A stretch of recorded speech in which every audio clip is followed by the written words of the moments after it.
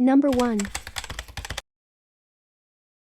Haringa was last seen working at an ExxonMobil gas station in the 1100 block of East Sternberg Road in Norton Shores, Michigan on April 26, 2013. She had been working the late shift alone and disappeared sometime between 10:51 and 11:07 p.m., shortly before closing time. Her last cash register transaction took place at 10:51, and at 11:07, a customer found the station unattended. Authorities believe she was abducted. Haringa's coat, purse, keys, identification and $420 in cash were left inside the store, and her car was parked outside. There were no indications of a struggle, and no money was missing from the cash register, but a small spot of her blood was found on the ground near the station's back door. A witness reported seeing an unknown man flirting with Haringa at the gas station hours before her disappearance. A sketch of the man is posted with this case summary. He is described as Caucasian and in his 30s, about 6'0" tall with a medium to heavy build and wavy, sandy brown or blonde hair.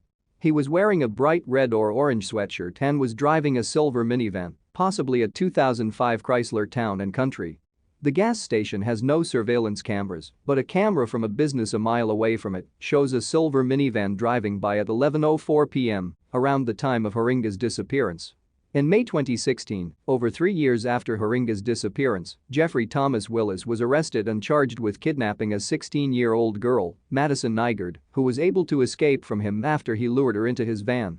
Several days later, he was also charged with the murder of Rebecca Sue Blech, a 36-year-old woman who was shot to death while jogging in Dalton Township, Michigan in June 2014.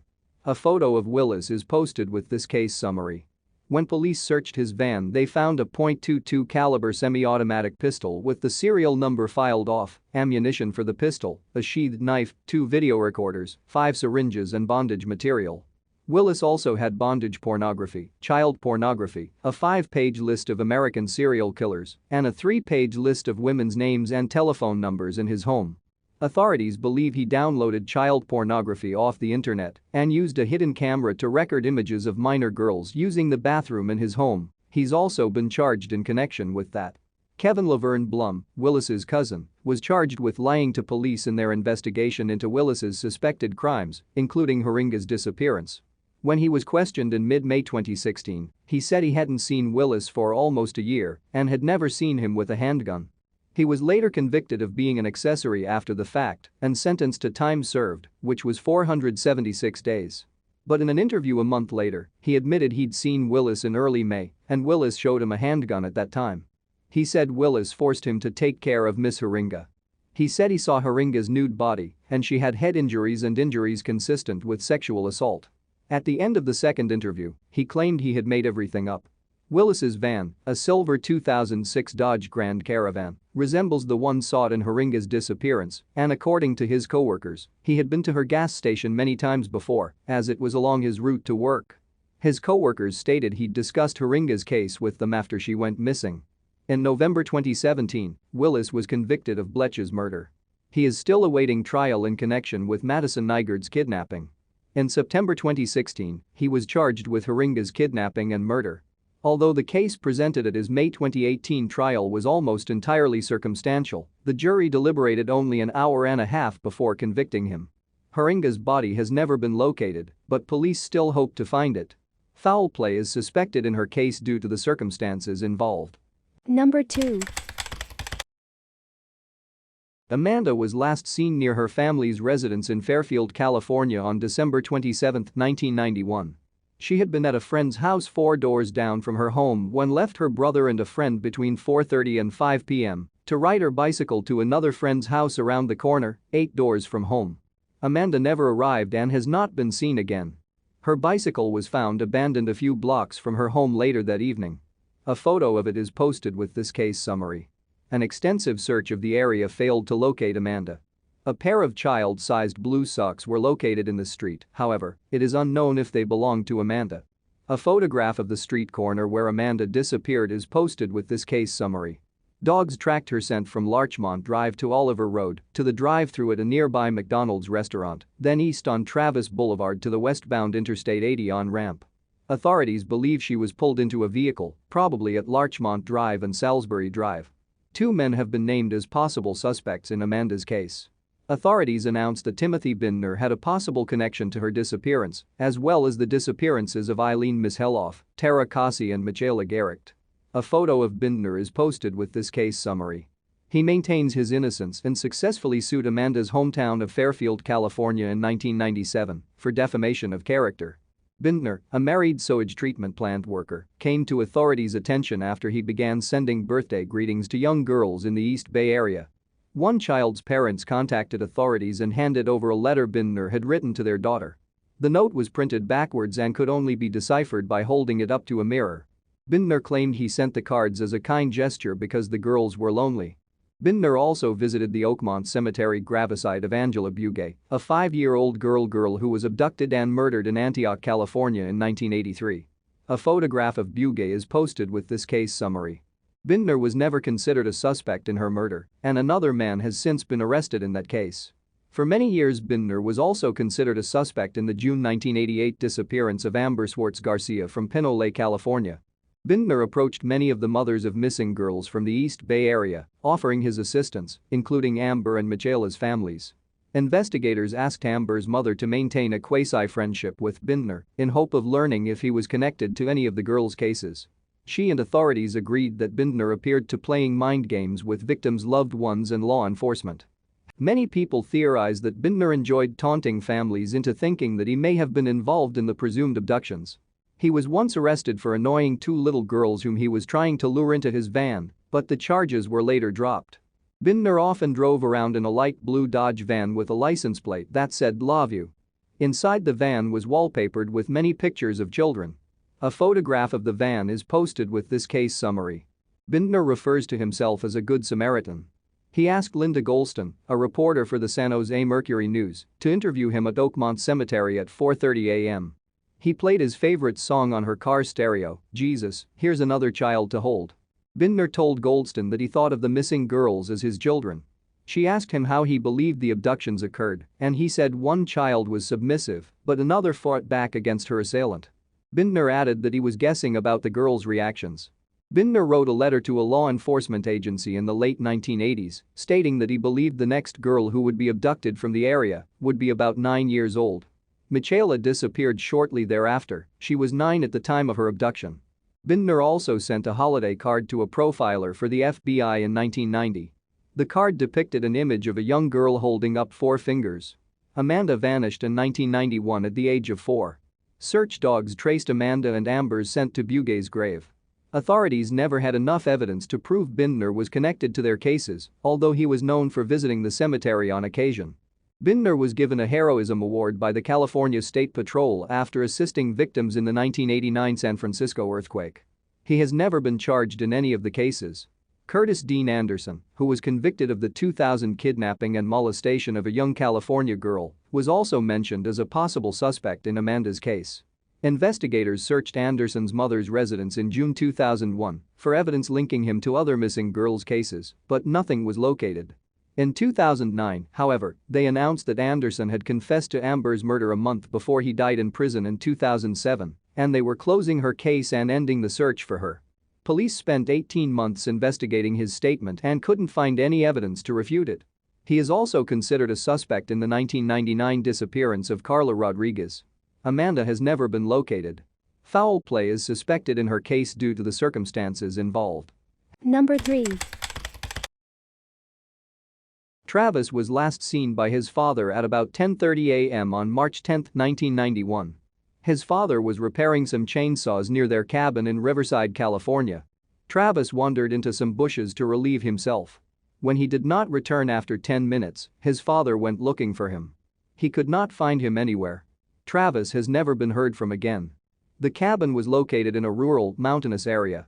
Temperatures dipped below the freezing level in the week following Travis's disappearance. Rescue workers and helicopters with infrared technology searched the terrain but located no evidence indicating the child's whereabouts. After 4 days of searching, during which time there was a storm with snow, hail, and rain, authorities called off the search and declared that he could not have survived the weather conditions. The only possible evidence located in the mountains were shoe prints thought to belong to Travis, half a mile from where he was last seen. There were also marks consistent with sliding or dragging and animal tracks. The tracks were originally thought to be from a mountain lion, but investigators later stated that they probably belonged to a large dog. The possibility of abduction was also looked into. Several people reported having seen a boy matching Travis's description, but these sightings were never confirmed.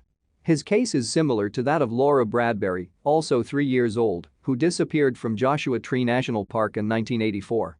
Some bone fragments were discovered in 1986 near the site of Bradbury's disappearance and were identified as hers in 1990. Travis's parents both took polygraphs and were ruled out as suspects in their son's case. They have since divorced. Travis has never been located. His family hopes that he was abducted by someone who wanted to raise a child. If this is the case, he may not know he is a missing child. He resided in La Quinta, California at the time of his disappearance and was noted for his outgoing personality. His case remains unsolved. Number 4. Lynch was last seen on Christmas Eve, 2003. He had been drinking heavily at a friend's house, and he and his girlfriend, Carlisha Whitley, went to her house on Claude Lewis Road in Middlesex, North Carolina, so he could sober up. He was last seen leaving her home at 1 a.m., trying to get to his own home on Glendale Drive in Wilson, North Carolina. Lynch was supposed to call Carlisha when he arrived, but he never did. She called his mother to ask if he had gotten home. When Travis's family members went to Middlesex to ask about him, they weren't allowed inside. His mother reported him missing on December 26. He has never been heard from again. His car, a white 1992 Pontiac Grand Am with the North Carolina license plate number RZS4814, has never been found. A photo of a similar car is posted with this case summary. Lynch had purchased a vehicle just a day before he went missing, after his previous car was damaged in a crash, and was very happy with it. 4 months after Lynch disappeared, a mobile home owned by Carlisha's family was destroyed in 2 fires. The residence, which was on Stony Hill Church Road near Bailey, did not have electricity at the time. It initially caught fire on April 23, 2004, but didn't completely burn down.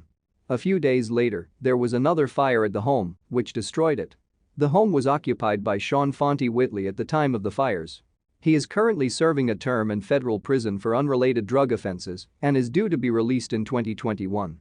Investigators believe the fires were suspicious but stopped short of ruling them arson.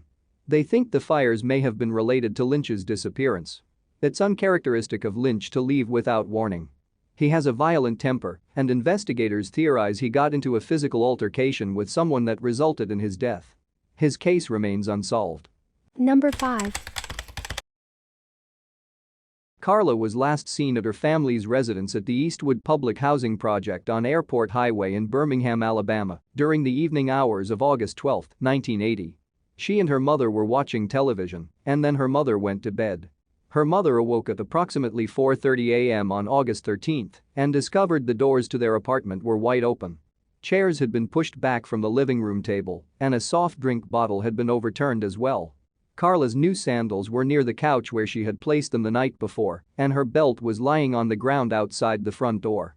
All of her belongings, including money and her medication, had been left behind. There was no sign of her inside the residence. She has never been seen again. Carla had been allegedly abducted and raped by a group of men in July 1980, 1 month prior to the time she was last seen. The 3-hour attack had taken place near Lake Purdy in Alabama. The men had arrived at Carla's family's residence the week before she disappeared, but they were not permitted inside. It is not known if the previous attack is related to Carla's disappearance. No official report about the incident was filed at the time, and the police didn't learn about it until 18 years after Carla went missing. Authorities have continued to search for Carla since 1980. Throughout the years, her mother has been the victim of many individuals attempting to cash in on her daughter's disappearance. Various people have claimed they would reveal Carla's whereabouts if a monetary amount was paid. Carla's sister stated she's been warned that she could be killed if she keeps searching for Carla. She's persisted in the search anyway. At the time of her disappearance, Carla was about to start 7th grade and was looking forward to it. She was close to her older sister, who by then had moved out of the family home, and her sister doesn't believe she would have gone this long without contact. Their mother believes that she was sexually assaulted and murdered shortly after her disappearance. Several years after Carla's disappearance, she was declared legally dead. A suspect claimed he knew her fate, but then he recanted his story. Her case remains unsolved. Foul play is suspected in Carla's case. Number 6. Rebecca and her brother Isaac disappeared from Franklin, Tennessee on August 11, 2009. They were abducted by their non-custodial mother, Noriko Isaki Savoie. A felony warrant for parental kidnapping was issued for her on August 17, 2009. A photo of Noriko is posted with this case summary. Her date of birth is June 4, 1972, making her 37 years old at the time of the children's abductions. She's described as Asian, of Japanese descent, 5'8" and 112 pounds, with black hair and black eyes. Isaac and Rebecca's father, Christopher J. Savoie, is an American citizen. He and Noriko married in 1995 and lived in Japan with the children until their separation in 2007. Christopher obtained Japanese citizenship. He returned to the United States after he separated from Noriko, and she followed him there, although they didn't live together. They got a divorce in America and Christopher remarried, although he and Noriko remained legally married according to Japanese law. They agreed that both of them would stay in Tennessee and raise the children there. Christopher stated Noriko received an $800,000 divorce settlement, as well as substantial alimony and child support. According to the custody agreement, her primary residence would be in Tennessee. Christopher would spend 180 days a year with Isaac and Rebecca, and Noriko would take the children to Japan for a 6-week vacation every summer. However, immediately after the custody agreement was finalized, Noriko began indicating she wanted to return to Japan with the children. She stated she was concerned that the children were losing their Japanese identity and becoming American.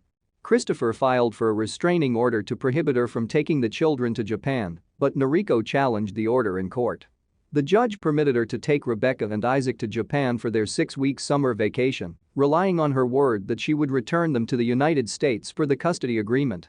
She did, in fact, return them, but whilst in Japan, Noriko enrolled the children in Japanese schools and made other arrangements for a permanent relocation to that country. After Noriko and the children returned to the US, without Christopher's knowledge, she packed up her, Isaac and Rebecca's belongings and shipped them to Japan, and also transferred all her money from American bank accounts to Japanese ones. When the 2009 school year started, Christopher learned his children hadn't started the year at their Tennessee school. Instead, their mother had taken them and fled in violation of the custody agreement and court order. When Christopher told the family court what had happened, they immediately gave him sole custody of the children, but the order cannot be enforced as long as the children and Noriko are out of the country. In late September 2009, Christopher flew to Japan to try to get the children back. He met Rebecca and Isaac in rural Yanagawa, Japan, while they were on their way to school with their mother. Christopher took them from Noriko and drove to the United States consulate, almost 50 miles away, to get passports for them and fly them back to America. The Japanese police were waiting for him when he arrived, and they arrested him at the gate and jailed him for 17 days. Immediately after his release, he left Japan and went home. He hasn't had contact with his children since. The children's abduction has received international attention in both American and Japanese media, but Christopher fears he will not see his son and daughter again until they are grown. Although their whereabouts are known, they are considered to be missing, but they aren't with their custodial father. Number 7.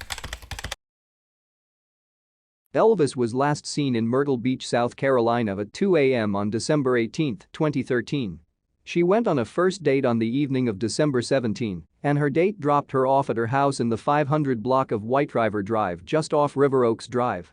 Elvis called her female roommate, who was visiting relatives out of state, at 3 a.m. to tell her how the date went. The conversation ended at 3:41. This is the last time anyone spoke to her. She has never been seen again.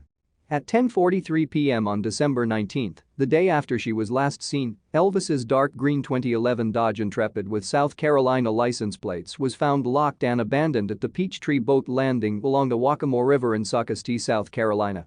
Her keys, purse and cell phone were missing from the car and hasn't been found. The place where Elvis's car was parked is on the outskirts of Myrtle Beach and only about an 8-minute drive from her parents' house. She liked to go out on the water occasionally, but she never went out late at night. Elvis was romantically involved with a 37-year-old married man, Sidney Moore, prior to her disappearance. Her roommate stated the relationship had ended more than a month before her disappearance, but on the night Elvis went missing, there were several calls back and forth between her and Sidney. The final call was at 6 a.m. According to Elvis's roommate, Elvis was upset and crying, and she told her roommate that Sidney told her he was leaving his wife to be with her. Sidney denied this and said he hadn't seen her since October. He admitted he called her at 6 a.m. on December 18, but said it was only to tell her to stop calling him. In January 2014, William Christopher Barrett and Garrett Ryan Starnes were charged with obstructing justice in Elvis's case. Authorities stated neither man was actually involved in her disappearance, but both had interfered with the investigation and posted false information on social media. Barrett is a friend of Elvis's father and allegedly tried to conduct a parallel investigation and search for Elvis. He denied having meant any harm. On February 21, both Sidney Moore and his wife of nearly 20 years, Tammy Kaysen Moore, were arrested for 2 counts of indecent exposure and 1 count of obstruction of justice each. Shortly thereafter, they were charged with Elvis's kidnapping and then with her murder. Photos of the Moores are posted with this case summary. Investigators believe they kidnapped Elvis and then murdered her at the Peachtree Boat Landing where her car was found. In March 2016, however, the charges of indecent exposure, obstruction of justice and murder against the couple were dismissed. Sidney was tried for kidnapping in June 2016, but the jury was unable to reach a verdict and the case ended in a mistrial. He was later found guilty of obstruction of justice and sentenced to 10 years in prison. In October 2018, Tammy was convicted of kidnapping and conspiring to kidnap Elvis and sentenced to 60 years in prison. Authorities believe she and Sidney lured Elvis to the Peachtree Boat Landing on the night of her disappearance. In September 2019, Sidney was tried again in the case and found guilty of kidnapping and conspiracy to commit kidnapping. He was sentenced to 30 years in prison. Elvis is described as a responsible young woman. She did not have a history of dropping out of sight. She is a graduate of St. James High School and had 2 waitressing jobs at the time of her disappearance, one at the Myrtle Beach House of Blues and the other at the Tilted Kilt Pub and Eatery. She had been offered a job as a makeup artist at a local salon and was supposed to start work the week of Christmas. According to her loved ones, prior to her disappearance, Elvis had lived the life of an ordinary young woman. She was active on social media and had many friends. Foul play is suspected in her case due to the circumstances involved. Number 8. Heather was last seen in Berkeley, California on October 1, 2005, when the police were called to an apartment at Carlton and California Streets to intervene in an argument between Heather's mother, Phyllis, and her sister, Sherry. Heather was present at the time. She and her mother were visiting Sherry from Brooklyn, New York. The argument was resolved and the police left. When Phyllis returned to New York, she left Heather in Sherry's care. The sisters lived in an apartment in the 1600 block of Parker Street. This was the last time the police or Heather's mother ever saw her. Phyllis contacted the police in June 2009 and said she hadn't heard from either Heather or Sherry since the argument in 2005. She asked authorities to check on Heather's welfare. Sherry had moved away from the Parker Street apartment in 2007, and it took months before law enforcement was able to find her. The police went to Sherry's new apartment in March 2010, and she wouldn't open the door for them. She answered questions through the window and said Heather was fine, but she refused to let anyone see Heather or come inside the home. Sherry's neighbors at her new residence reported that they never saw Heather. Within a month, she had moved again and police lost track of her. Her landlord had evicted her because she owed $13,000 to $14,000 in back rent. Authorities subsequently learned that Sherry moved to Norway on a student visa in approximately 2016. The local media in Berkeley reached out to her by email and phone, but never heard back, and attempts to locate Heather have remained unsuccessful. The police are uncertain what happened to Heather and don't necessarily believe she's deceased or in danger, but they need to be able to see her and confirm her well-being to close her missing persons case. It's possible her sister placed her in a care home or with another caregiver in the San Francisco Bay Area. Her case remains unsolved.